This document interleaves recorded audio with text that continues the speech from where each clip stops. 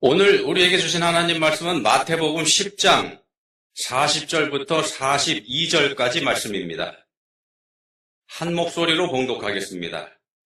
너희를 영접하는 자는 나를 영접하는 것이요 나를 영접하는 자는 나를 보내신 이를 영접하는 것이니라. 선지자의 이름으로 선지자를 영접하는 자는 선지자의 상을 받을 것이요 의인의 이름으로 의인을 영접하는 자는 의인의 상을 받을 것이요 또 누구든지 제자의 이름으로 이 작은 자 중 하나에게 냉수 한 그릇이라도 주는 자는 내가 진실로 너희에게 이르노니 그 사람이 결단코 상을 잃지 아니하리라 하시니라. 아멘. 예, 요즘에는 MBTI 검사라는 걸 통해서 사람들의 성격을 분류하고 이렇게 하는 게 유행입니다만, 사람들을 유형별로 구별하는 그 방법은 여러 가지가 있죠. 그 중에는 이런 것도 있습니다. 그 사람의 삶의 방식을 통해서 이 사람이 어떤 부류의 사람인지 그 구별하는 겁니다. 네 가지 유형으로 구분을 하는데요. 삶의 유형입니다. 네 가지가 어떤 거냐면 채권자형, 독립형, 윤리형, 채무자형 이렇게 네 개입니다. 이게 뭐냐면 채권자형은 뭐냐면요. 자기는 모든 사람한테서 받을 권리가 있다 이렇게 주장하는 사람입니다. 빚 받을 사람처럼 채권자죠. 나는 받을 권리가 있다. 이런 유형의 사람은요. 자기가 하는 수고에 비해서 자기가 받을 거에 비해서 턱없이 적게 받고 살고 있다. 이런 생각을 하기 때문에 대체로 불평과 불만이 많은 그런 유형에 속하는 사람들입니다. 나쁘게 보면은요. 사회를 불신으로 이끄는 유형이다. 이렇게 얘기할 수도 있겠습니다만 거꾸로 뒤집어 보면은 우리 사회가 공정을 향해서 갈 수 있도록 자극하는 긍정적인 역할도 있는 게 또 사실이기도 합니다. 그게 채권자형이고요. 두 번째 독립형은 뭐냐면은 고립주의자입니다. 고립주의자. 자기는 남한테 받을 것도 없고 남한테 줄 것도 없다. 이렇게 생각하는 유형입니다. 그냥 내가 하고 싶은 대로 내 멋대로 살면서 그렇게 하면 된다. 남의 일에 참견하지도 않을 뿐만 아니라 남이 나한테 내 일에 참견하는 것도 좋아하지 않는 그런 유형입니다. 이렇게 보면 다분히 이기적이고요. 이기적이고 반사회적인 그런 성향을 가진 사람이라고 할 수 있겠습니다만 반드시 이게 또 부정적인 것만은 아닙니다. 왜냐하면은 요즘처럼 어떤 일 개인을 놓고서 온 나라가 다 그 사람을 집중적으로 비판하고 정죄하는 이런 때 이 사람은 I don't care. 동조하지 않는 나름대로 쓸모가 있는 그런 성격의 사람이기도 합니다. 윤리형은요. 도덕을 중요하게 여기는 사람입니다. 사는 데 있어서 최선을 다해서 삽니다. 열심히 살면서 자기 할 일 분명히 하면서 다른 사람을 돕는 일에도 열심을 냅니다. 사회를 위하는 일이다. 여기에 대해서 열심을 내면서 일종의 의무감을 가지고 사는 사람, 자기 할 일 다 하는 사람. 이렇게 보면은 아주 좋은 성격인 것 같은데요. 근데 또 반드시 그렇지만도 않습니다. 자기처럼 하지 않는 사람들을 비판합니다. 자기 자신이 도덕적이고 윤리적인 사람이기 때문에 상당히 높은 위치에 두는 그런 교만이 이런 사람들한테 또 숨어 있기도 합니다. 마지막 네 번째 유형은 채무자형이죠. 채무자형. 첫 번째로 말씀드렸던 채권자형하고 이제 반대되는 유형인데 이런 사람은 자기 자신은 모두에게 빚진다다 이런 생각을 하면서 삽니다. 주변 사람들에게 신세진 거 기억합니다. 심지어는 하나님께 신세진 것까지 기억을 합니다. 그리고 그걸 갚아야 한다. 이런 부채의식을 가지고 사는 사람. 이런 사람이면 착한 사람이겠죠. 그죠? 근데 반대일 수도 있습니다. 세상에 완전한 사람은 없습니다. 여러분은 이 중에서 여러분 자신이 어느 쪽에 가깝다고 스스로 생각하시겠는지요? 여러분이 이 중에 어디 가까우신지 아니면은 여러분 주변에 있는 사람 중에서 그 사람 여기 딱 맞는 사람인데 이런 생각이 드는 사람이 혹시 있으신지 그것 때문에 혹시 여러분 삶에 좋은 영향을 받고 계신지 아니면은 반대로 그것 때문에 그다지 행복하지 않은 영향을 받고 살고 계시지는 않는지요. 오늘 말씀의 제목을 제가 하나님이 주시는 상 이렇게 정했습니다. 하나님이 주시는 상. 본문에 상 이야기가 나오기 때문에 이렇게 정했는데요. 우리가 히브리서 11장을 믿음장이다 이렇게 별명을 붙여놨죠. 히브리서 11장. 믿음에 대해서 쭉 이야기를 합니다. 그 11장 6절에 보시면은 거기서 이런 말씀을 합니다. 믿음이 없이는 하나님을 기쁘시게 하지 못하나니 하나님께 나아가는 자는 반드시 그가 계신 것과 또한 그가 자기를 찾는 자들에게 상 주시는 이심을 믿어야 할지니라. 여기서 하나님은 상 주시는 분이다 이렇게 말씀합니다. 상 주시는 분이라는 걸 믿어야 된다.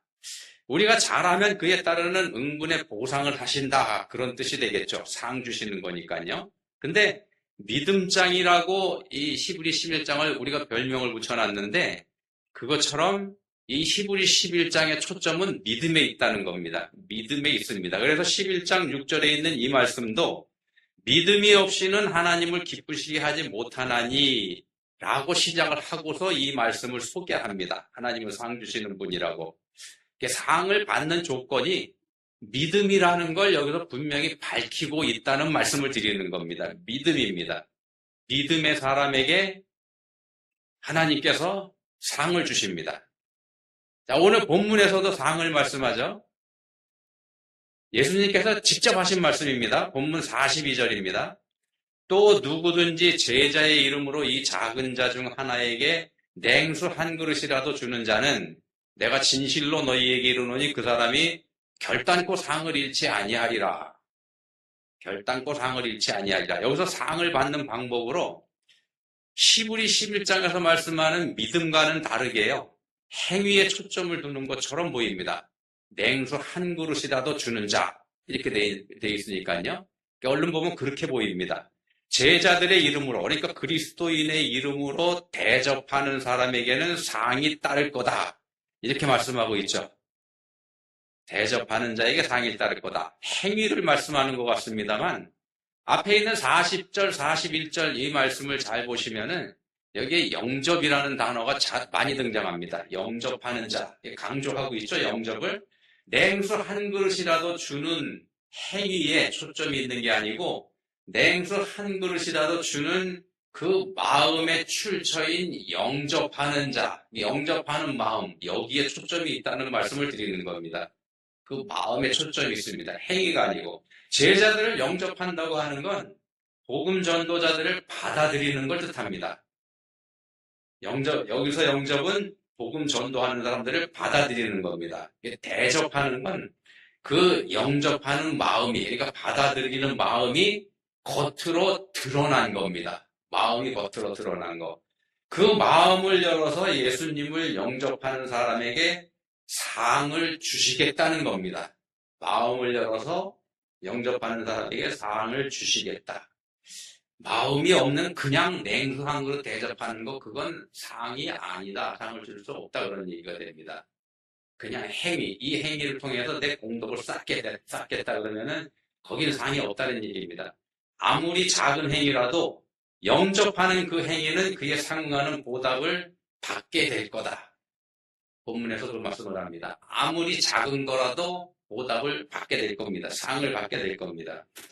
자, 구약의 율법에서는요, 자기 하기 나름입니다. 율법은 자기 하기 나름입니다. 자기가 하나님 법에 순종하면 복을 받고 반대로 하나님 말씀에 불순종하면 벌을 받는 거. 이게 구약의 율법입니다. 순종하면 복을 받고 불순종하면 벌을 받습니다. 이게 율법입니다. 근데 우리 인생들은 누구나 선행보다는 악행, 그러니까 말씀에 불순종하는 일에 익숙하고요.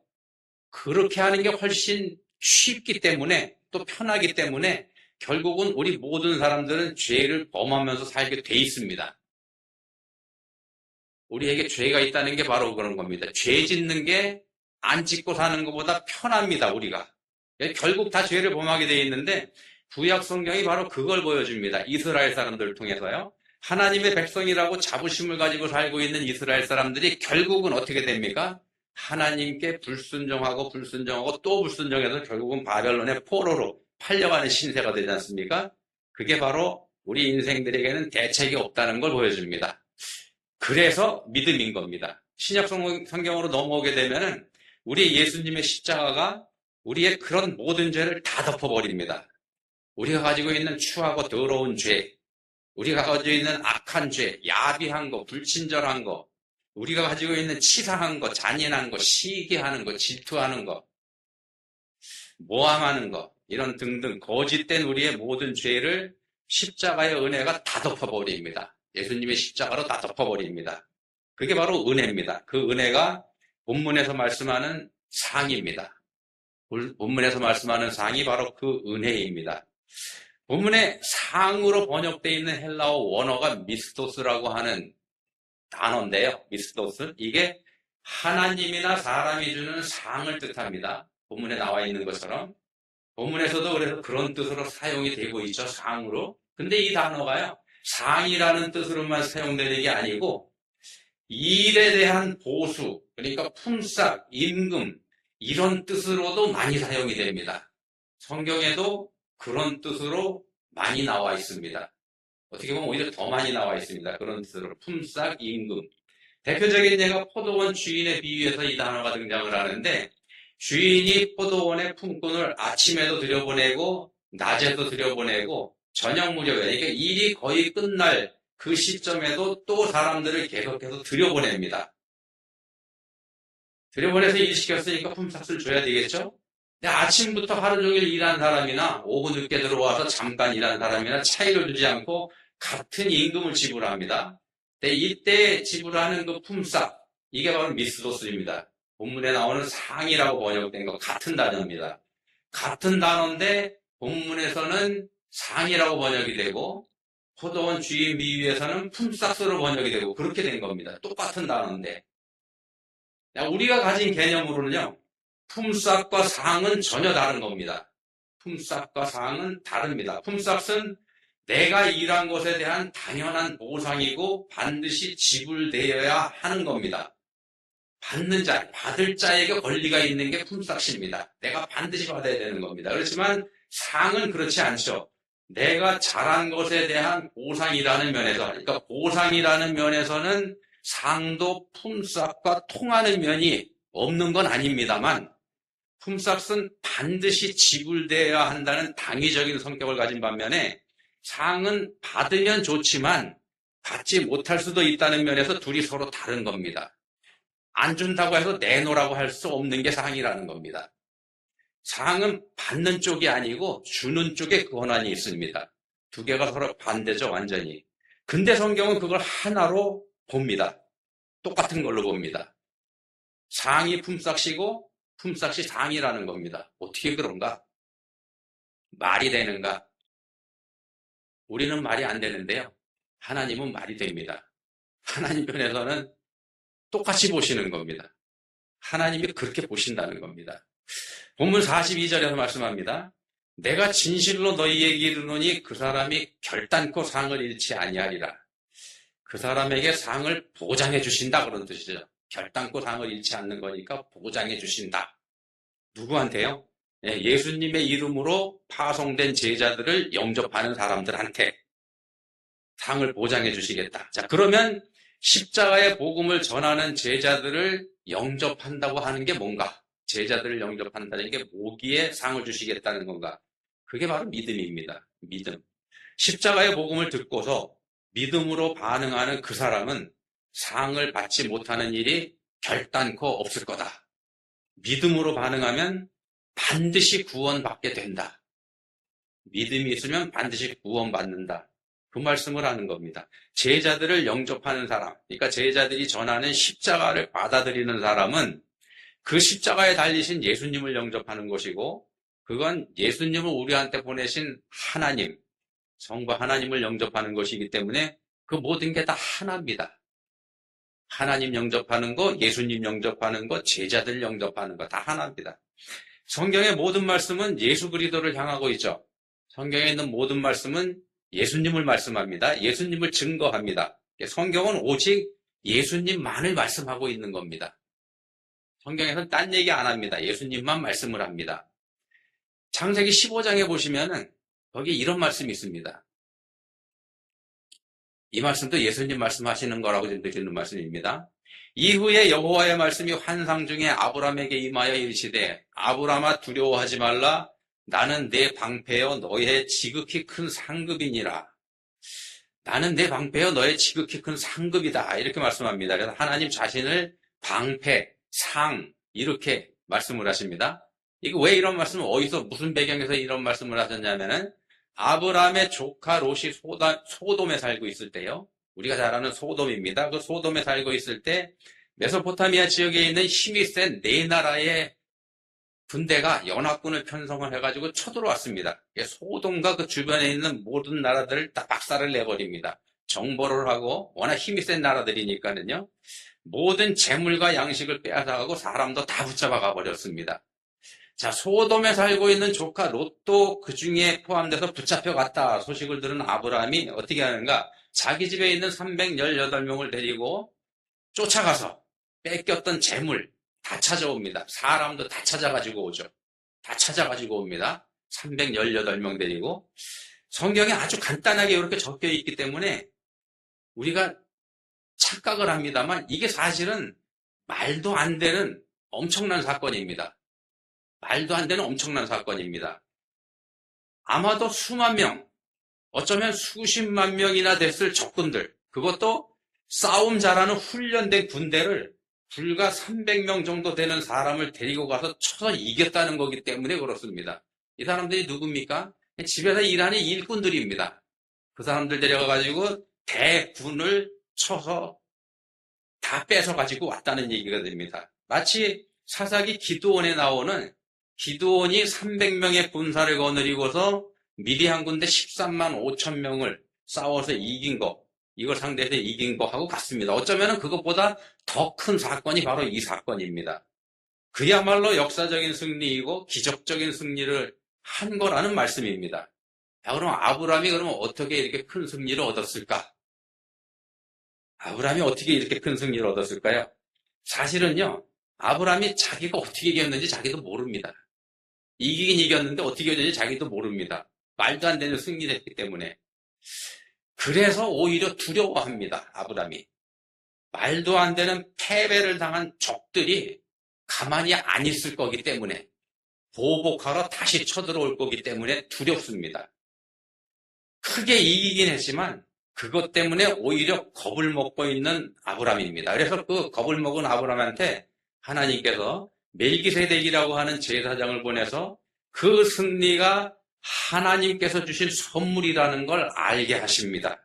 멜기세덱이 아브라함한테 이렇게 축복을 하죠.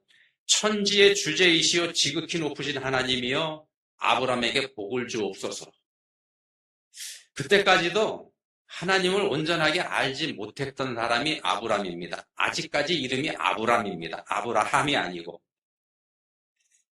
이 아브라함이 비로소 자신한테 승리를 주신 하나님이 천지의 주제, 그러니까 온 우주 만물의 주인이시라는 사실을 그때 깨닫게 됩니다. 그래서 그걸 알게 해준 하나님의 제사장 멜기세덱한테 11조를 드리죠. 그리고 나서 물건은 네가 갖고 사람은 나한테 보내라고 하는 소돔 왕을 향해서는 자기가 그렇게 깨달아 알은 그 하나님을 증거합니다. 이렇게 증거합니다. 천지의 주제이시오 지극히 높으신 하나님 여호와께 내가 손을 들어 맹세하노니. 멜기세덱 제사장한테 배운 그거를 그대로 써먹습니다. 자기한테 승리를 주신 하나님, 곧 천지의 주제이시오 지극히 높은 하나님 여호와를 찬양하면서 맹세로 뭘 얘기하냐면은 나 아무것도 챙기지 않겠다. 너 다 가져라. 이렇게 얘기합니다. 소돔 왕에게. 물건은 네가 챙기고 사람만 보내라. 이렇게 하는 소돔 왕한테 다 필요 없으니까 다 가져가. 이렇게 합니다. 자, 아브라함이 왜 자기는 하나도 안 챙기고 다 주워버렸을까요? 여러 가지 해석이 가능하겠습니다만 앞에서 말씀드렸던 것처럼요. 두려웠기 때문입니다. 적군이 다시 쳐들어올 게 뻔했기 때문에 자기가 다 챙겨가지면 어떻게 됩니까? 적군이 쳐들어왔을 때 그 보복을 자기가 다 당해야 되지 않습니까? 그래서 좀 잔머리 굴린 거겠죠? 그런 겁니다. 자, 하나님의 도우심으로 큰 승리를 챙겼다는 거 깨닫긴 했지만 여전히 아직도 두려운 게 이때 아브라함입니다. 그때 아브라함에게 하나님께서 말씀하시는 겁니다. 아브라함아 두려워하지 말라. 나는 내 방패여 너의 지극히 큰 상급이니라. 나는 네 방패다 하고 말씀을 하셔가지고 적군이 공격을 해오더라도 내가 책임져 줄게 그 말씀하시는 겁니다. 내가 책임져 줄게. 이길 때도 하나님이 해주셨잖아요. 그러니까 방패는 막는 거지 않습니까? 공격을. 내가 막아줄게. 걱정하지 말라. 그런 뜻입니다. 그리고 나는 너의 지극히 큰 상급이다. 이라는 말씀을 거기다가 더 하십니다. 앞에서 상이라는 말에 품삯, 일에 대한 보수 이런 뜻이 있다고 말씀드렸죠. 300명의 인원을 동원했지만 아무런 보상도 챙기지 못한 아브라함입니다. 자기는 아무것도 챙기지 못했습니다. 그 얘기는 비용만 더 썼다는 얘기죠. 전부 다 소돔한테 줘버렸으니까요. 하나님께서 내가 보상해 줄게 그런 말씀하시는 겁니다. 내가 갚아줄게. 그럼 하나님께서 뭘로다가 보상해 주실까요? 네, 나는 너의 지극히 큰 상급이니라. 하나님 자신이 아브라함이 받을 상입니다. 하나님 자신이 아브라함이 받을 상입니다. 이게 무슨 뜻인가요? 우리한테 주시는 가장 큰 상급은 하나님 자신입니다. 하나님이 우리한테 주시는 상, 돈을 주시는 거 아닙니다. 출세시켜 주시는 게 우리한테 주시는 상이 아니라는 겁니다. 하나님 자신이 우리한테 상입니다. 자, 그러면 하나님 자신이 상이 된다는 말씀은 무슨 뜻인가? 이거 쉽게 말씀드리면은요, 아주 쉽게 말씀드리면은, 앞에서 말씀드린 것처럼 하나님이 내가 다 책임져 줄게 그 말씀입니다. 내가 다 책임져 줄게. 하나님이 다 책임져 주십니다. 어떤 사람한테요? 믿는 사람에게. 그리고 이어지는 말씀이 우리가 잘 아는 이 말씀입니다. 아브라함이 여호와를 믿으니 여호와께서 이를 그의 의로 여기시고 내가 책임져 줄게 했더니 아브라함이 믿었다는 겁니다. 그걸. 어떻게 믿었을까요? 자기가 말도 안 되는 승리를 경험했거든요. 그런데 또 지켜주겠다고 하시니까 안 믿을 재간이 없겠죠. 믿지 않을 수가 없었을 겁니다. 자기 자신도 믿기지 않는 엄청난 승리를 안겨주신 하나님이요. 그 하나님이 천지의 주제, 온 우주의 주인이시라는 걸 깨달았으니까 아브라함으로서는 그 하나님을 믿지 않을 도리가 없다는 겁니다. 바꿔 말씀드리면은 아브라함이 믿지 않을 수 없게 하나님이 만들어 주신 겁니다. 믿지 않을 수 없게 된 아브라함이 마침내 믿게 됐을 때 하나님께서는 그 믿음을 보시고 그 아브라함의 믿음을 보시고 아브라함을 의롭다 이렇게 해주시는 겁니다.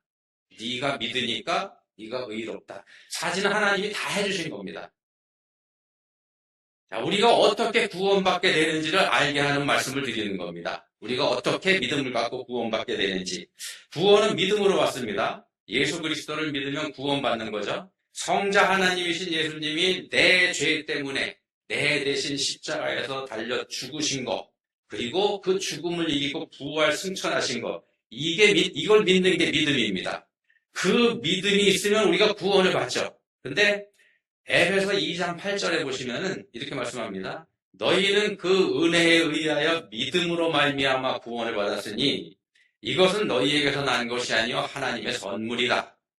우리 자신에게서 나온 믿음이 아니라는 겁니다. 내 믿음인데, 내가 가진 믿음인데 나한테서 온 게 아니라는 겁니다. 아브라함이 믿지 않을 수 없도록 하나님이 역사하셨죠. 그리고 그 결과 아브라함이 마침내 믿었을 때 그걸 아브라함의 공로로 하나님께서 인정해 주셨습니다. 우리가 믿게 되는 것도 이거하고 똑같다는 겁니다. 하나도 다르지 않습니다. 우리 스스로 믿음을 갖게 되는 거 아닙니다.